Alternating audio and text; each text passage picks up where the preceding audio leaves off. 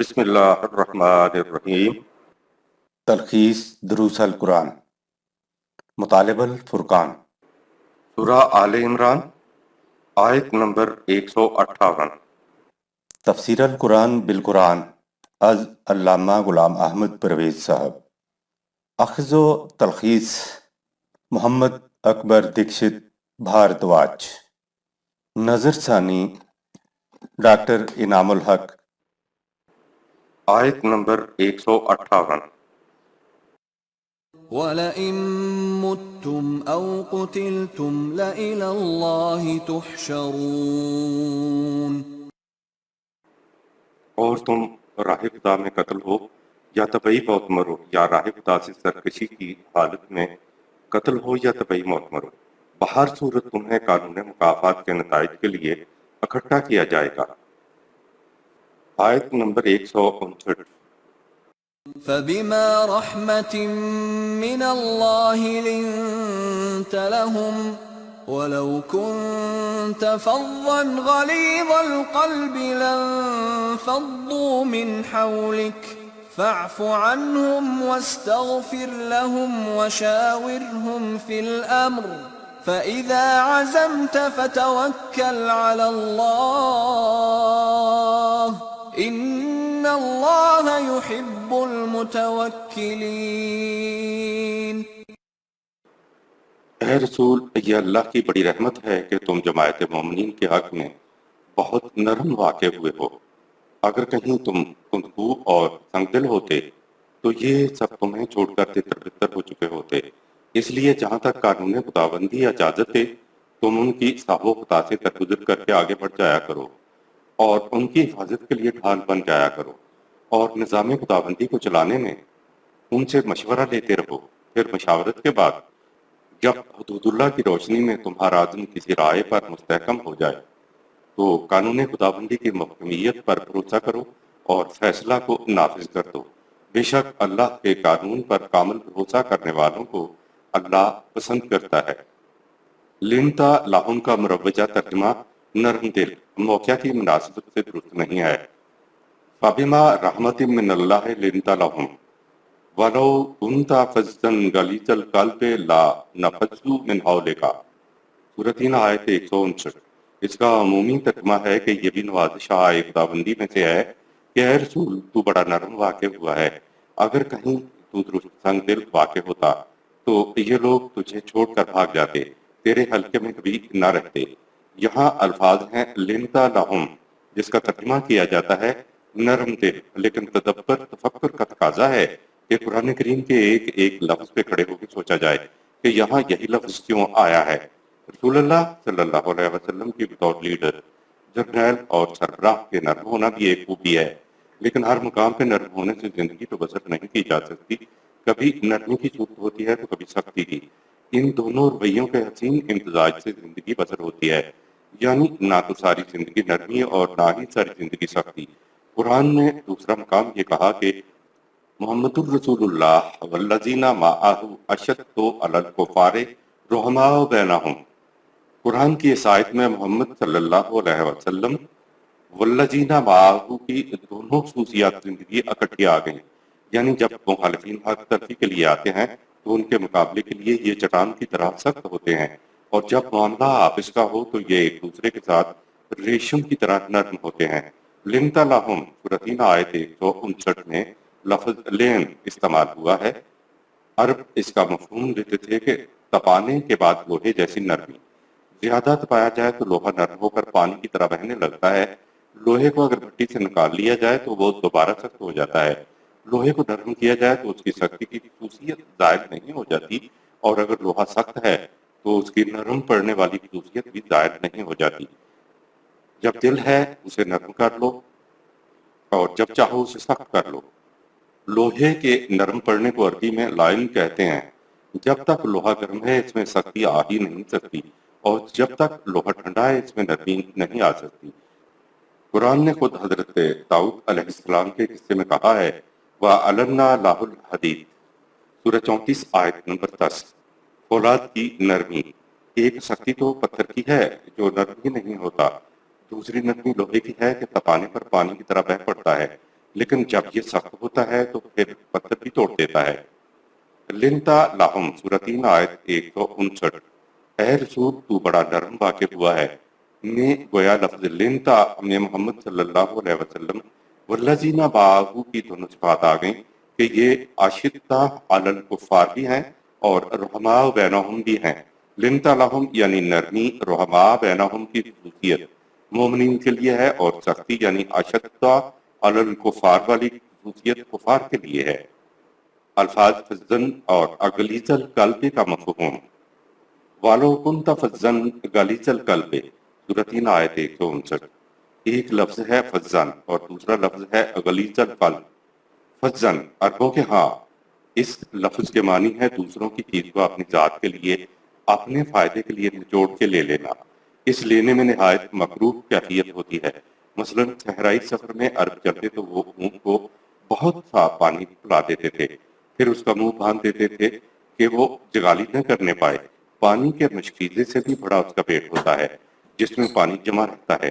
جب مسافر پانی نہ ملنے کی وجہ سے مرنے لگتا تو یہ اونٹ کا پیٹ جا کر کے اس کے اندر جمع شدہ پانی نکال لیا کرتے تھے۔ یہ ہوتی تھی ان کے ہاں فزن کی کیفیت کہ اپنی پیاس بجھانے کے لیے دوسرے کے پیٹ کو چیر کے پانی نکال لیا جائے اور اپنی پیاس بجھا لی جائے، خواہ اس کی جان ہی کیوں نہ چلی جائے۔ لیڈر یا سربراہ ایسے بھی تو ہوتے ہیں جو اپنی پیاس بجھانے کے لیے دوسروں کے پیٹ جا کر کے وہاں سے پانی چھوڑ لیتے ہیں۔ یہ فزن رویہ غلیظ القلب ہے، یعنی سینے میں دل نہیں پتھر کا ٹکڑا رکھا ہوا ہے۔ کسی کی مصیبت پر، تکلیف پر ان کا دل سیکھتا ہی نہیں۔ کہا یہ ہے کہ اگر فزن اور غلیظ القلب والی دو خصوصیات تو ہوتی، لیکن تیسرا رویہ لنتا لہم سورۃ 3 آیت 159 نہ ہوتا تو لا نفذوا من حولک سورۃ 3 آیت 159، تو کوئی ایک بھی تیرے پاس نہ رہتا، سارے تتر بتر ہو جاتے۔ لنتا لہم تو رعب و رحیم ہونا ہے، جبکہ غلیظ القلب میں غلظ کے اندر سختی ہوتی ہے۔ اگر جماعت مومنین دیکھے کہ غلیظ القلب لوگ حق اور صداقت کو دنیا سے طلب کرنے کے لیے نہایت فرعونیت کے اوپر اتر آئے ہیں، تو یہ لوگ حق کی مدافعت کے لیے ایک سیسا پلائی ہوئی چٹان بن جائے، سخت بن جائے۔ حق و صداقت کی حفاظت کے لیے قرآن نے سورۃ الحدید میں قوت کے استعمال کو یوں بیان کیا کہ وَأَنزَلْنَا الْحَدِيدَ سورہ 57 آیت نمبر 25، اور ہم نے انبیاء اور رسل کے ساتھ لوہا یعنی شمشیر بھی نازل کی۔ آیت نمبر 160۔ إن ينصركم الله فلا غالب لكم وإن يخذلكم فمن ذا الذي ينصركم من بعده وعلى الله فليتوكل المؤمنون۔ جس کے ساتھ خدا کے قانون کی تائید شامل ہو اس پر کوئی غالب نہیں آ سکتا، لیکن جس کا ساتھ خدا کا قانون چھوڑ دے، یعنی وہ خود خدا کے قانون کو چھوڑ دے، تو اس کی کوئی مدد نہیں کر سکتا۔ اس لیے جماعت مومنین کا شیوا یہ ہونا چاہیے کہ وہ قانون خداوندی پر بھروسہ رکھے اور اس کا دامن کبھی نہ چھوڑے۔ حزل کسی جانور کا اپنے گلے سے بچھڑ کر تنہا رہ جانا اور اس طرح ہر خطرہ کا ہدف بن جانا۔ ایک لفظ نے ظاہر کر دیا کہ اسلام انفرادی نہیں، اجتماعی عمل کا نام ہے۔ نصرت الہی عام معنی تو مدد کیے جاتے ہیں، لیکن عربوں کے ہاں اس کا مفہوم غور طلب ہے۔ مثلا نصر الاغیث الارض، بارش نے زمین کو سرسبز و شاداب کر دیا۔ قرآن میں کامیابی کے لیے فلاح کا لفظ آیا ہے جس کے معنی کھیتی کا پروان چڑھنا ہوتا ہے۔ کھیتی کے پروان چڑھنے اور ثمربار ہونے کے لیے دو اجزاء ضروری ہیں، نمبر 1 بارش یعنی پانی، اور نمبر 2 زمین میں بارش کو جذب کرنے کی صلاحیت۔ بارش ہو اور زمین پانی کو جذب نہ کرے تو کھیتی پروان نہیں چڑھے گی۔ زمین جذب کرنے والی اور زرخیز ہو مگر بارش پانی نہ ہو تو بھی کھیتی پروان نہیں چڑھے گی۔ بارش اور زمین کی مثال سے انسان کی صحیح و عمل کے پروان چڑھنے کی بات سمجھ آ جاتی ہے۔ اگر صحیح و عمل قوانین خداوندی سے ہم آہنگ ہوں، یعنی بارش اور زمین ایک دوسرے سے ہم آہنگ ہوں، تو کوشش برابر ہوگی۔ اس برابر ہونے کے عمل میں جو حصہ قانون خداوندی کا ہوتا ہے اسے نصرت الہی سے تعبیر کیا جاتا ہے۔ نیز جو کردار انسانی صحیح و عمل کرتی ہے اس کو بھی نصرت الہی کہہ کر پکارا گیا ہے۔ مثلا یا ایھا الذین آمنوا ان تنصروا اللہ ینصرکم ویثبت اقدامکم، سورہ 47 آیت نمبر 7۔ اے جماعت مومنین، اگر تم نے خدا کی مدد کی تو وہ تمہاری مدد کرے گا۔ اس کا مطلب یہ ہے کہ اگر تم نے خدا کے پروگرام کو کامیاب بنانے کے لیے اپنی کوششوں کو اس کے قوانین سے ہم آہنگ رکھا تو اس کا ابر رحمت تمہاری کھیتیوں کو سرسبز و شاداب کر دے گا۔ دراصل خدا کی نصرت یہ کرتی ہے کہ یثبت اقدامکم، سورہ 47 آیت 7 کرتی ہے، یعنی وہ تمہارے پاؤں جما دے گا۔ پاؤں تمہارے اور ان میں سے بعد قانون خداوندی کی پیدا کرتا ہوگا۔ آیت نمبر 161۔ وما كان لنبي أن يغل ومن يغل يأت بما غل يوم القيامة ثم توفى كل نفس ما كسبت وهم لا يظلمون۔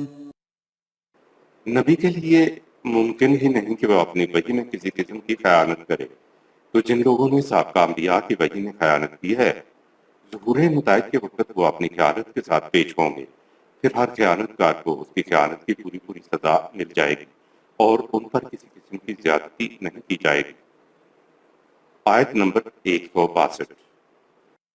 أفمن اتبع رضوان الله كمن باء بسخط من الله ومأواه جهنم وبئس المصير۔ یاد رکھو، جو شخص وحی خداوندی سے پورا پورا ہم آہنگ ہو جائے، اس کی کامل اطاعت کرے، تو اس کی حالت کبھی اس شخص جیسی نہیں ہو سکتی جو اس کے خلاف چلے اور یوں عذاب خداوندی کا مستحق بن جائے، اور ایسے شخص کا ٹھکانہ جہنم ہے، اور کیسی بری ہے یہ منزل جہاں انسان کی بے راہ روی اسے پہنچا دیتی ہے۔ رضوان اللہ اور سخط اللہ کا مفہوم۔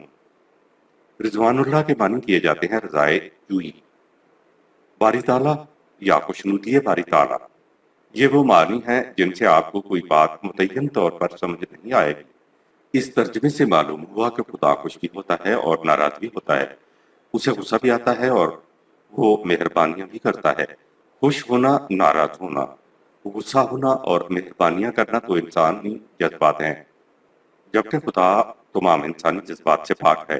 خدا کا یہ تصور ہم نے اپنے ہاں رکھا ہوا ہے، جب سوال کسی کو خوش کرنے کا ہے تو قاعدہ قانون تو اس میں ہوتا ہی نہیں۔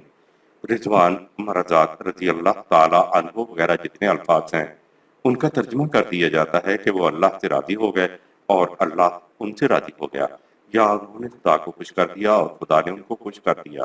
دراصل رضی کے معنی ہوتے ہیں کسی چیز کے ساتھ ہم آہنگ ہو جانا۔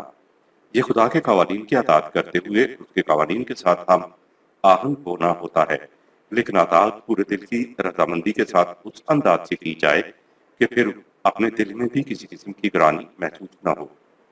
خدا کے رنگ میں رنگ جانا وہ اطاعت ہے جسے خدا کے قوانین سے ہم آہنگ ہونا کہتے ہیں، یعنی خدا کے قوانین کے ساتھ یکسر ہم نگہی، ہم آہنگی، یک رنگی۔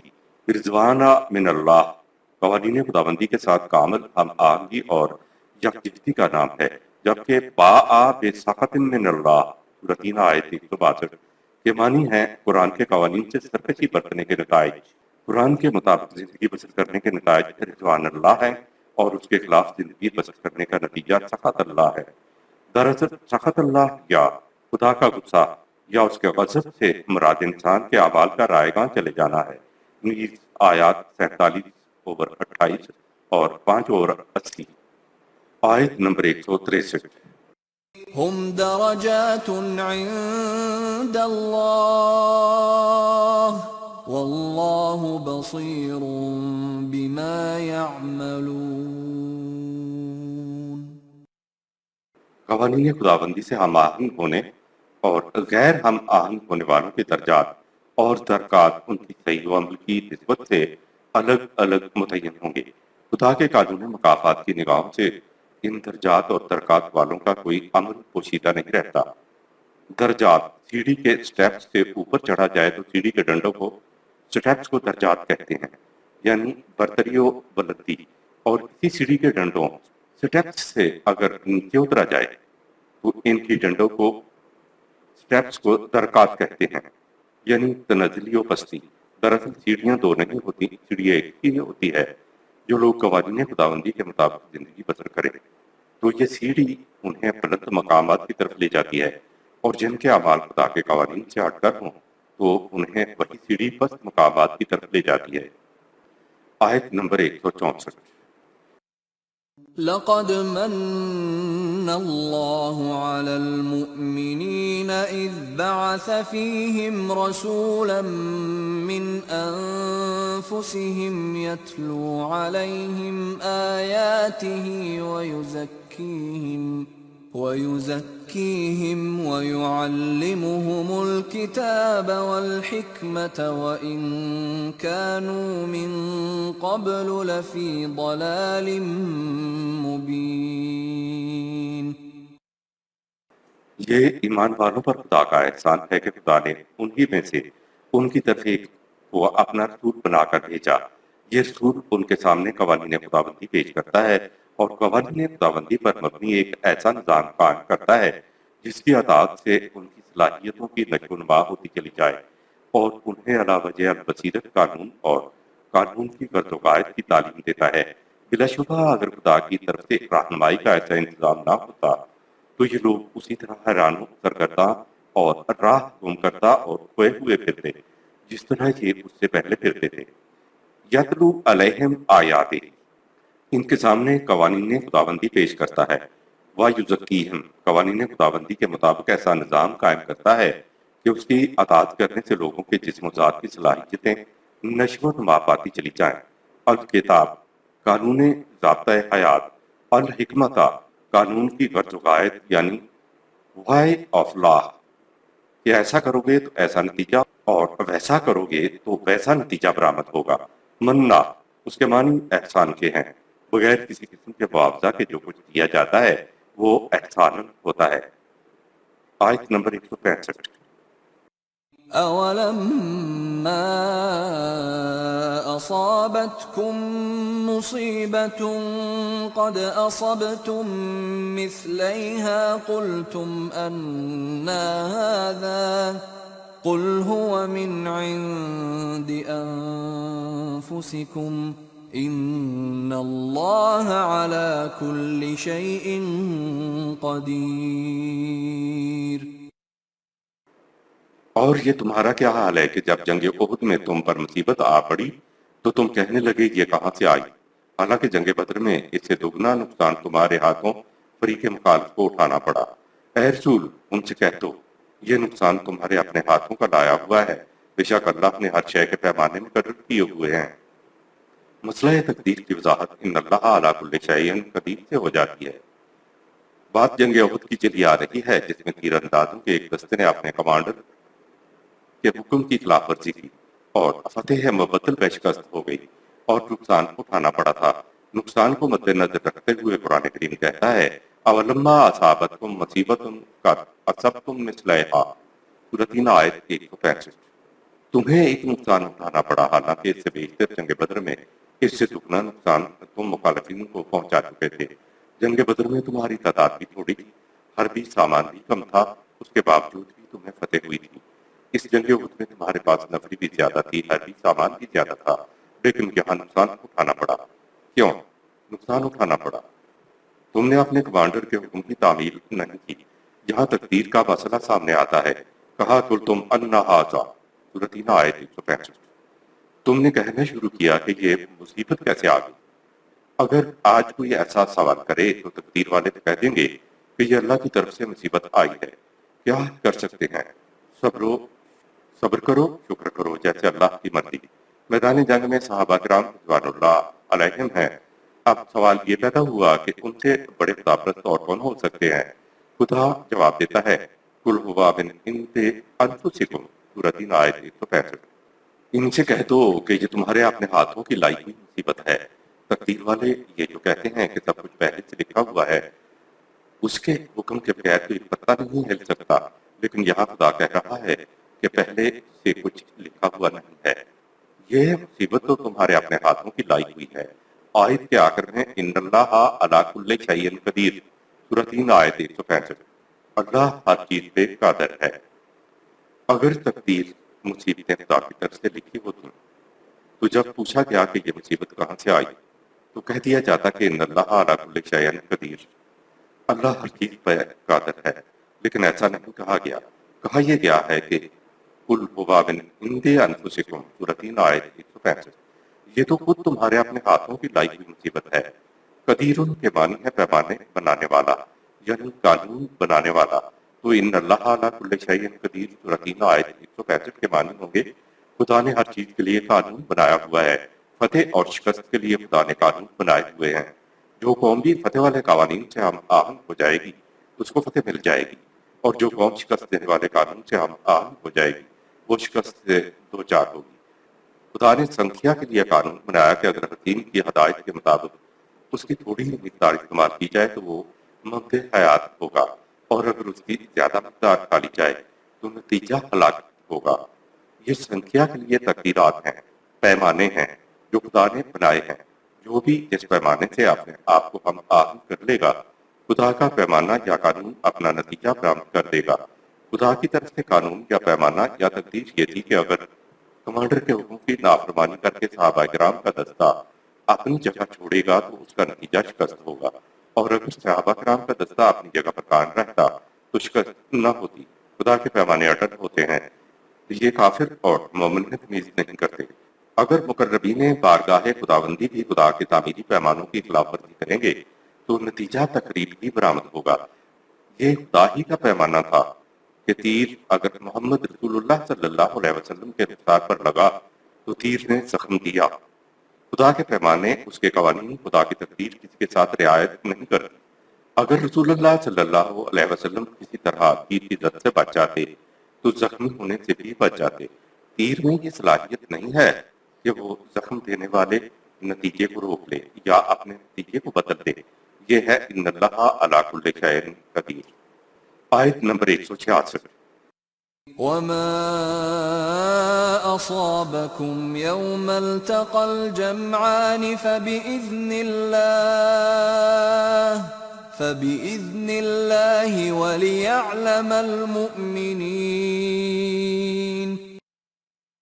اور پھر سن لو دونوں جماعتوں کی مٹ بھیڑ کے دن تمہیں جو نقصان پہنچا یہ اللہ کے قانون سے غیر ہم آہنگی کی وجہ سے پہنچا، اور یہ مٹ بھیڑ اس لیے تھی تاکہ اللہ کو معلوم ہو جائے کہ تصادم میں تم میں سے کون مومن ہے۔ فَبِإِذْنِ اللہ، اذن کے معنی اللہ کا حکم کرے تو مغالطہ پیدا ہوتا، لہذا اذن کے معنی خدا کا قانون ترجمہ کرنا چاہیے، چونکہ خدا کے احکامات قیامت تک کے لیے غیر متبدل ہیں، اور قانون کی تعریف ہی یہ ہے کہ وہ تبدیل نہیں ہوتا، تو اذن کے معنی قانون ہے۔ جب سائنسدان فضا میں راکٹ بھیجتا ہے تو وہ خدا کے قانون کے مطابق ہی بھیجتا ہے، یہ بے اذن اللہ ہے۔ آیت نمبر 167۔ وَلِيَعْلَمَ الَّذِينَ نَافَقُوا وَقِيلَ لَهُمْ تَعَالَوْا قَاتِلُوا فِي سَبِيلِ اللَّهِ أَوِ ادْفَعُوا قَالُوا لَوْ نَعْلَمُ قِتَالًا لَاتَّبَعْنَاكُمْ هُمْ لِلْكُفْرِ يَوْمَئِذٍ أَقْرَبُ مِنْهُمْ لِلْإِيمَانِ يَقُولُونَ بِأَفْوَاهِهِمْ مَا لَيْسَ فِي قُلُوبِهِمْ وَاللَّهُ أَعْلَمُ بِمَا يَكْتُمُونَ۔ اور تاکہ اللہ دیکھ لے کہ منافق کون ہیں، جب ان سے کہا گیا چلو نظام خداوندی کے قیام و بقا کے لیے دشمن سے جنگ کرو یا حسب موقع مدافعت کرو تو یہ ہچک گئے، اور کامیابی ملنے پر یہ کہتے ہیں کہ ہمیں اس کا یقین نہ تھا کہ وہاں جنگ ہوگی۔ اگر ہمیں یقین ہوتا تو یہ کیسے ممکن تھا کہ ہم تمہیں اکیلا چھوڑ دیتے۔ ایسا کہتے ہوئے یہ لوگ اس دن ایمان کی بنسبت کفر سے زیادہ قریب تھے۔ یہ لوگ اپنی زبان سے وہ کچھ کہتے ہیں جو ان کے دل میں نہیں ہے، اور اللہ پر خوب روشن ہے کہ یہ ظاہر کیا کرتے ہیں اور چھپاتے کیا ہیں۔ کفر اور ایمان میں امتیاز کا ایک اور نشان، یہ جو قرآن کہہ رہا ہے کہ ایسا کہنے والے آج کے دن ایمان کے مقابلے میں کفر سے زیادہ قریب آ گئے، تو انہوں نے کیا کہا؟ انہوں نے کہا یقولون بافواہہم ما لیس فی قلوبہم، سورۃ 3 آیت 167۔ کفر یہ ہے کہ زبان سے وہ بات کہتے ہیں جو دل میں نہیں ہے۔ قرآن نے ایمان تو یہ بتایا تھا کہ ان اللہ اشترى من المؤمنین انفسهم واموالهم، سورہ 9 آیت 111۔ خدا نے مومنین کی جان اور مال کو جنت کے خرید لیا ہے، تو مومن کا تو نہ مال اپنا اور نہ جان اپنی، کیونکہ وہ جانو مال دینے کی بجائے وہاں سے اس لیے تھے، اس لیے کہا کہ وہ ایمان کے مقابلے میں کفر کے زیادہ قریب تھے۔ مومن کا دل اور زبان دونوں ہم آہنگ ہوتے ہیں، اور خدا ان کی زبان اور دل کی غیر ہم آہنگی کو جانتا ہے۔ آیت نمبر 168۔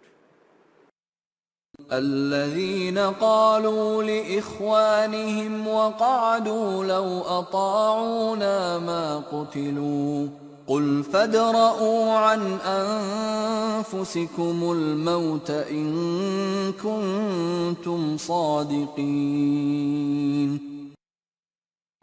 یہ ہے منافق جو خود میدان جنگ میں جانے کے بجائے اپنے اپنے گھروں میں بیٹھے رہے اور جنگ میں شریک اپنے بھائیوں کے متعلق کہا کہ اگر وہ ہماری بات مانتے اور گھروں میں بیٹھے رہتے تو کبھی قتل نہ ہوتے۔ ان سے کہو اگر تم بات میں سچے ہو کہ جنگ میں نہ جانے والا موت سے محفوظ رہتا ہے تو جب تمہاری موت آئے تو اس سے بچ کر دکھانا۔ آیت نمبر 169۔ ولا تحسبن الذين قتلوا في سبيل الله أمواتا بل أحياء عند ربهم يرزقون۔ جو لوگ نظام خداوندی کے قیام و بقا کی راہ میں قتل ہوتے ہیں ان کے متعلق گمان بھی نہ کرو کہ وہ مر گئے، بلکہ وہ تو اپنے رب کے پاس زندہ ہیں، جہاں ان کو ذات کی نشو و نما کا سامان حسنہ مل رہا ہے۔ صحیح اور غلط کا امتیاز حیوانی زندگی کا نہیں بلکہ انسانی زندگی کا خاصہ ہے۔ قرآن کریم نے ان لوگوں کو جو جہاد کے لیے نکلتے ہیں اور وہاں جان تک دے دیتے ہیں بڑی اہمیت دی ہے۔ دراصل انسانی زندگی جسے ذات کی زندگی بھی کہتے ہیں حیوانی زندگی ہی کی ایک بڑی ہوئی اور اونچی شکل ہے، لیکن انسانی زندگی حیوانی زندگی کی موت کے بعد بھی آگے چلتی ہے۔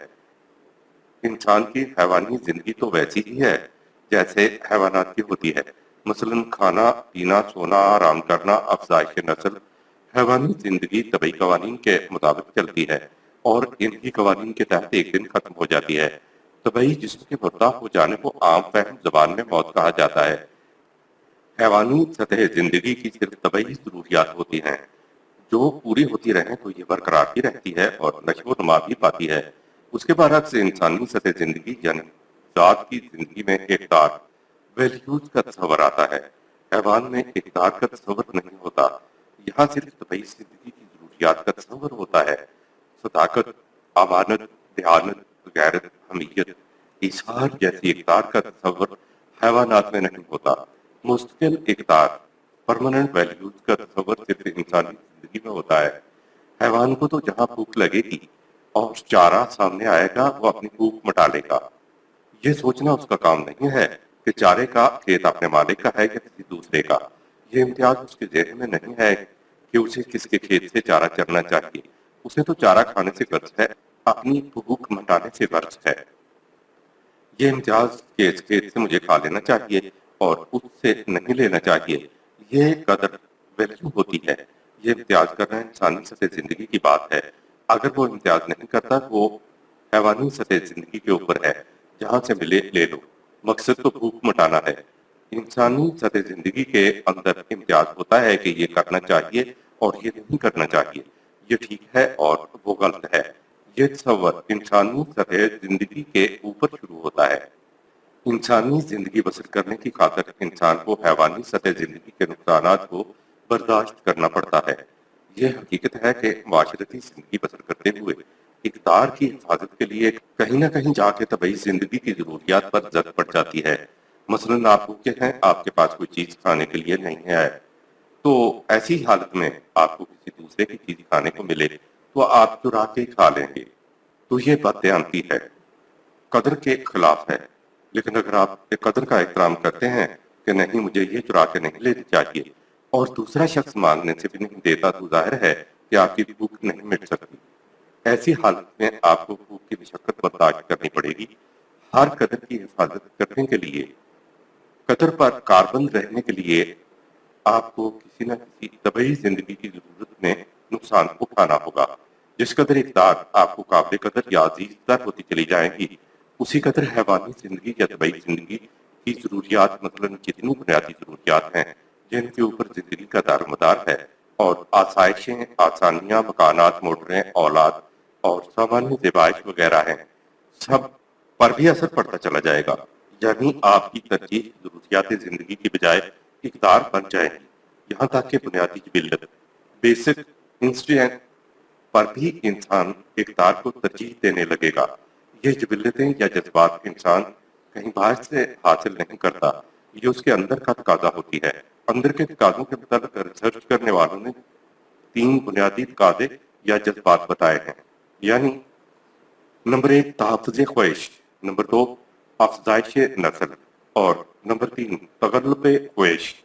ان میں سب سے زیادہ شدید ترین تقاضا یا جذبہ تحفظ خواہش ہے۔ ہر جی حیات اپنی جان کی حفاظت کرتا ہے، یہ طبعی زندگی کی بنیادی جبلت ہے، بنیادی تقاضا ہے۔ ہر قیمتی شے کی حفاظت کرنے کو قدر، ویلیو کہتے ہیں، اور طبعی نقطۂ نگاہ سے جان سب سے زیادہ قیمتی شے شمار کی جاتی ہے، لہٰذا ہر جاندار طبعی قدر یعنی جان کی حفاظت کرتا ہے۔ لیکن انسانی زندگی میں قدر کی حفاظت کے لیے طبعی زندگی کے کسی نہ کسی تقاضے کے اوپر زد آ کر پڑتی ہے۔ یہی وہ مقام ہے جہاں یہ دیکھا جاتا ہے کہ یہ انسانی سطح پہ زندگی بسر کر رہا ہے یا حیوانی سطح پہ زندگی بسر کر رہا ہے۔ اگر وہ قدر کی حفاظت کے لیے طبعی زندگی کے نقصان کو برداشت کر لیتا ہے اور قدر کی حفاظت کرتا ہے تو وہ انسانیت کی سطح پر زندگی بسر کر رہا ہوتا ہے۔ ایسے موقع پر اگر وہ قدر کی حفاظت کی خاطر طبعی نقصان کو برداشت نہیں کرتا اور قدر پر طبعی زندگی کے مفاد کو ترجیح دیتا ہے تو وہ حیوانیت کی سطح پر زندگی بسر کر رہا ہوتا ہے۔ اصطلاح شہید کا قرآنی مفہوم۔ قرآن کہتا ہے کہ جو میدان جنگ میں جان دے دیں ان کو مردہ خیال مت کرو۔ تو یہ سوال پیدا ہوتا ہے کہ کیا یہ طبعی طور پر ان کے زندہ ہونے کے متعلق کہا گیا ہے؟ یہ لوگ بظاہر نظر آتا ہے کہ مر چکے ہیں، لیکن قرآن کہتا ہے کہ یہ مردہ نہیں، زندہ ہیں۔ قرآن انہیں اپنی اصطلاح میں مقتولین فی سبیل اللہ، خدا کی راہ میں جان دینے والے کہتا ہے، جبکہ ان کے لیے ہمارے ہاں شہید لفظ ہے۔ ایسا بھی ہوتا ہے کہ سپاہی میدان جنگ میں جاتا ہے، وہ غازی اور منصور واپس آ جاتا ہے، تو یہ نہیں ہے کہ اس کا درجہ مرتبہ اس کے مقابلے میں جو گولی لگنے سے شہید ہوا کچھ کم ہوتا ہے۔ قرآن کہتا ہے کہ جو میدان جنگ میں شہید ہو جائیں اور وہ تمہیں مردہ بھی نظر آئے، لیکن پھر بھی انہیں نہ تو مردہ کہو اور نہ ہی انہیں مردہ سمجھو۔ سورہ 3 آیت 169 اور سورہ 2 آیت 154۔ معلوم ہوا کہ حقیقی موت وہ نہیں جسے ہم طبعی موت کہتے ہیں، اور حقیقی زندگی سانس لینے والی زندگی نہیں ہے۔ یہ ٹھیک ہے کہ قرآن کریم نے کہا ہے کل نفس ذائقۃ الموت، سورہ 3 آیت 186۔ ہر ذی حیات کو موت آئے گی۔ یہ تو وہ موت ہے جس میں نبی کو بھی استثناء نہیں ہوتی۔ کہا انکا میتن و انہم میتون، سورہ 39 آیت نمبر 30۔ اے رسول، تو نے بھی مرنا ہے اور انہیں بھی مرنا ہے۔ ان دونوں آیات میں طبعی موت کا ذکر ہے، لہٰذا طبعی موت تو ہر کسی پر، چاہے وہ نبی ہو یا میدان جنگ میں جان دینے والا ہو، سب پر وارد ہوتی ہے۔ شہید کی طبعی موت کے باوجود قرآن اس کو موت نہیں کہتا۔ حقیقی موت وہ ہے کہ انسان اپنی طبعی زندگی میں اپنی ذات کی نشو و نما نہ کر سکا، جس کی وجہ سے ایسی غیر نشو و نما یافتہ ذاتیں موت کے بعد مزید ارتقائی مراحل طے نہ کر سکیں۔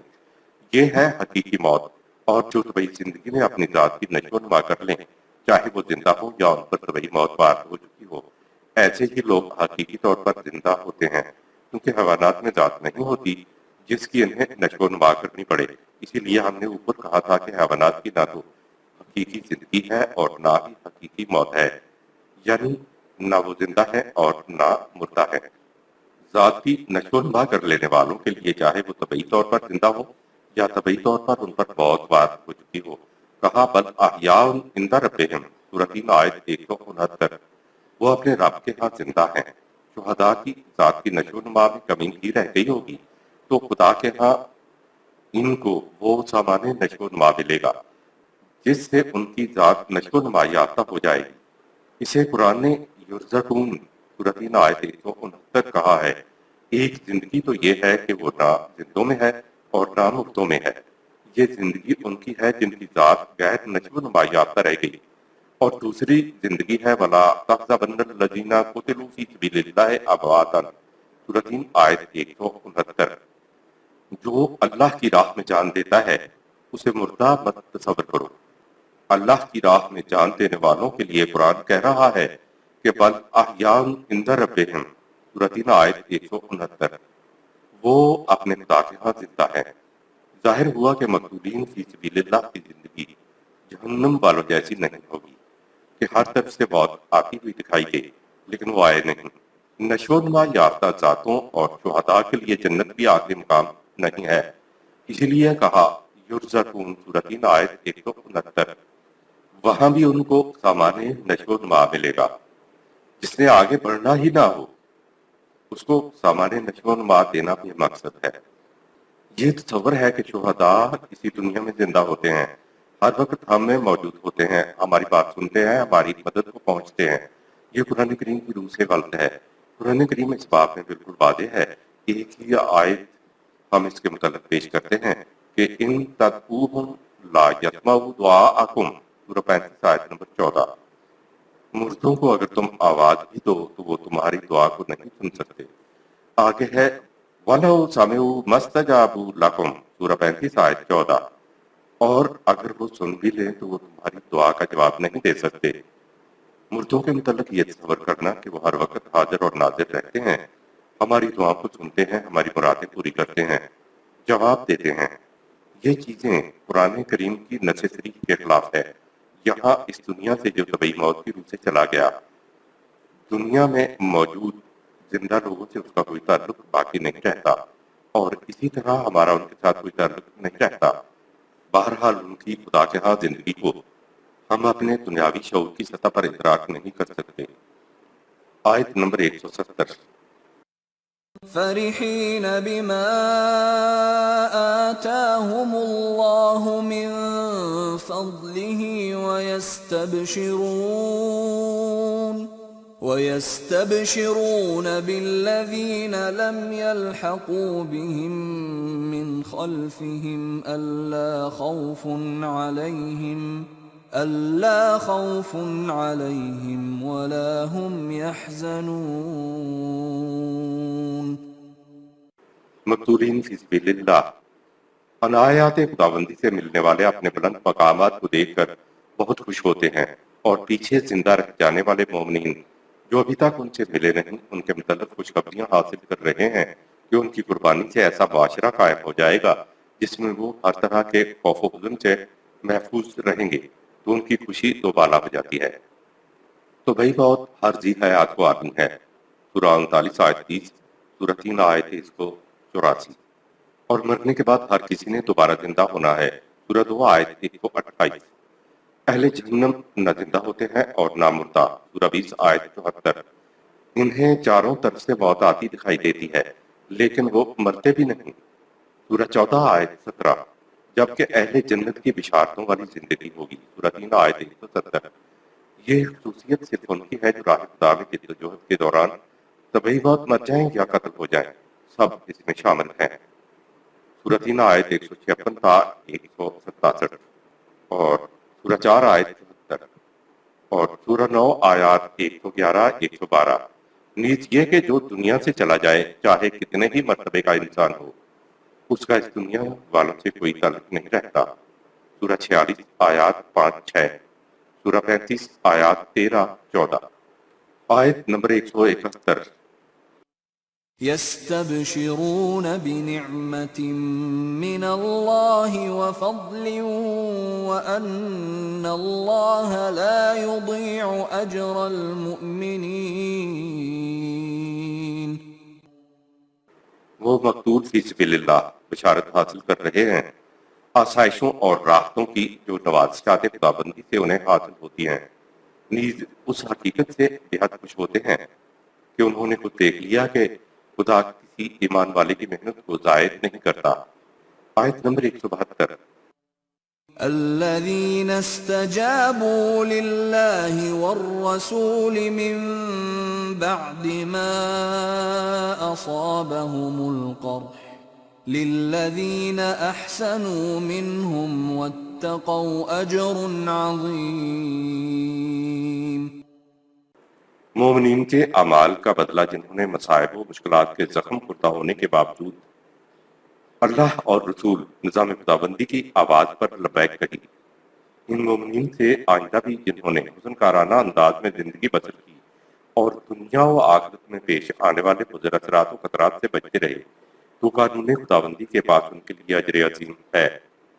مومن ہر آن حقیقی زندگی کے حصول میں مصروف کار رہتا ہے۔ آیت نمبر 173۔ الذين قال لهم الناس إن الناس قد جمعوا لكم فاخشوهم فزادهم إيمانا وقالوا حسبنا الله ونعم الوكيل۔ خدا اور رسول کی آواز پر لبیک کہنے والے یہ ہیں وہ کہ جن کو لوگوں نے ڈرایا کہ دشمن نے تمہارے لیے بڑی طاقت اکٹھی کر رکھی ہے تو دشمن سے ڈرو، تو اس چیز ان کے ڈراوے نے ان کے ایمان میں اور اضافہ کر دیا، اور انہوں نے دل کے پورے اطمینان کے ساتھ کہا کہ دشمن کا لشکر بڑا ہے تو ہوا کرے، ہمارے ساتھ قانون خداوندی کی تائید و نصرت ہے، اور اللہ کی تائید و نصرت بڑی ہی کارساز ہوتی ہے۔ آیت نمبر 174۔ فانقلبوا بنعمة من الله وفضل لم يمسسهم سوء واتبعوا رضوان الله والله ذو فضل عظيم۔ دشمن جنگ کیے بغیر بھاگ اٹھا اور مجاہدین کسی قسم کا نقصان اٹھائے بغیر خدا کی عطا کردہ آسودگیوں اور خوشحالیوں سے جھولیاں بھر کر واپس لوٹے۔ یہ اس لیے ہوا کہ انہوں نے اللہ کے قوانین کی پوری اطاعت کی، اور قانون خداوندی اپنے نتائج کے اعتبار سے بڑا پرثمر اور پار آور واقع ہوا ہے۔ جنگ احد میں مسلمانوں کی عارضی شکست کے بعد قریش کی فوج واپس چلی گئی، لیکن مقام روحا پر ابو سفیان نے اپنی فوج کو منظم کر کے دوبارہ مدینہ پر حملہ کرنے کا تیاری کا حکم دیا۔ حضور صلی اللہ علیہ وسلم کو جب یہ خبر پہنچی تو آپ صلی اللہ علیہ وسلم نے جاننثار صحابہ کو ساتھ لیا اور قریش کے تعاقب میں ہمراہ الاسد تک جا نکلے۔ قریش بھاگ گئے اور جنگ کی نوبت نہ آئی۔ آیت نمبر 175۔ انما ذلكم الشيطان يخوف أولياءه فلا تخافوهم وخافون إن كنتم مؤمنين۔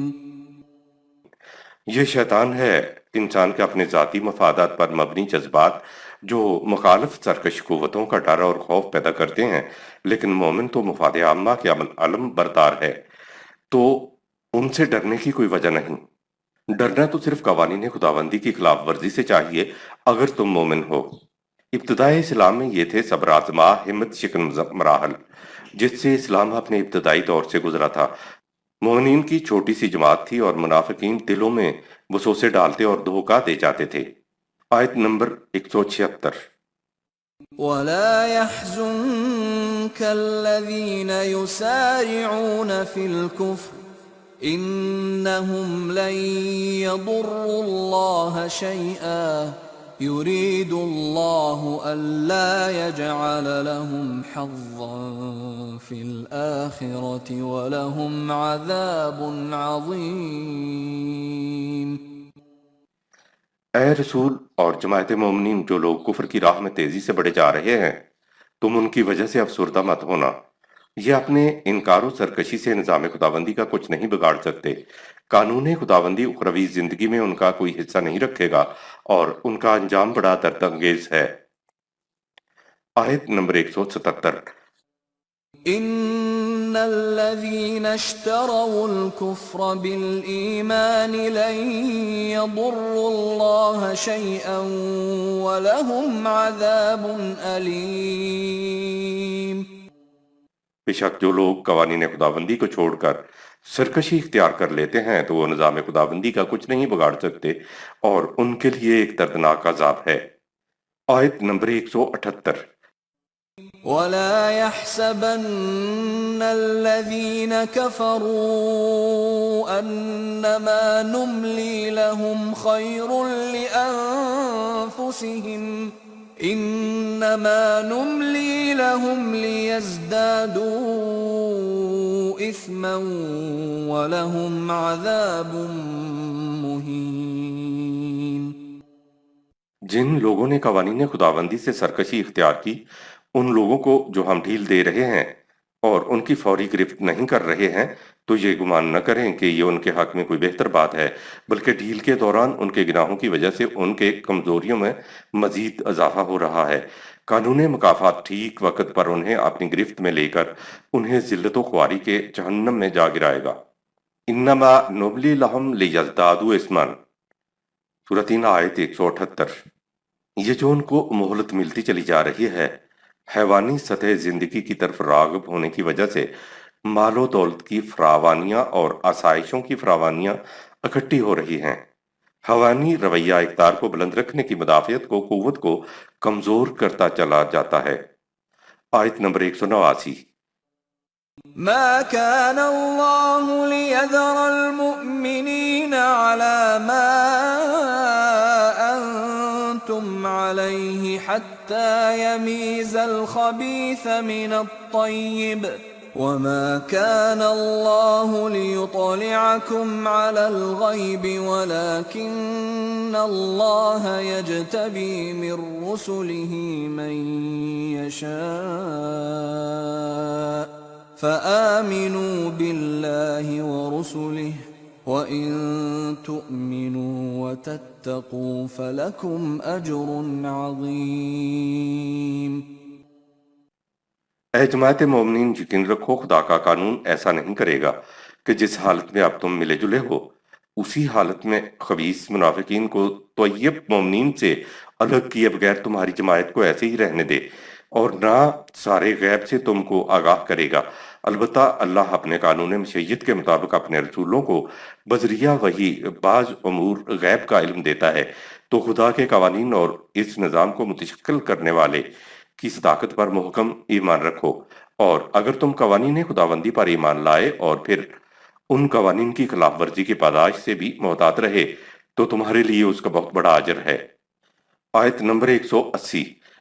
ولا يحسبن الذين يبخلون بما آتاهم الله من فضله هو خيرا لهم بل هو شر لهم سيطوقون ما بخلوا به يوم القيامة ولله ميراث السماوات والأرض واللہ بما تعملون خبیر۔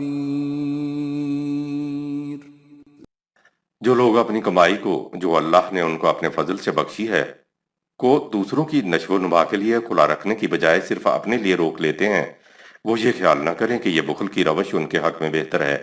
نہیں، یہ روش ان کے لیے بڑی خرابی کا موجب ہے۔ جس چیز میں وہ بخالت کریں گے قیامت کے دن اس کا ان کو گلے میں طوق پہنایا جائے گا۔ انہیں معلوم ہونا چاہیے کہ تمام کائنات جس سے لوگوں کا مال و اسباب ترکیب پاتا ہے خدا کی ملکیت ہے، اور تم جو کچھ کرتے ہو اللہ کا قانون اس سے باخبر ہے۔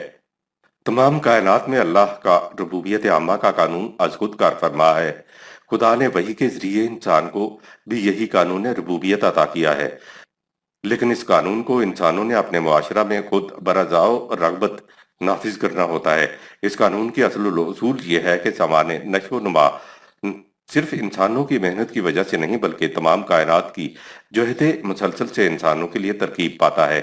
اس لیے سامان زیست و اسباب کو صرف اپنے لیے سمیٹ کر رکھ لینا منشاء خداوندی کے خلاف ہے۔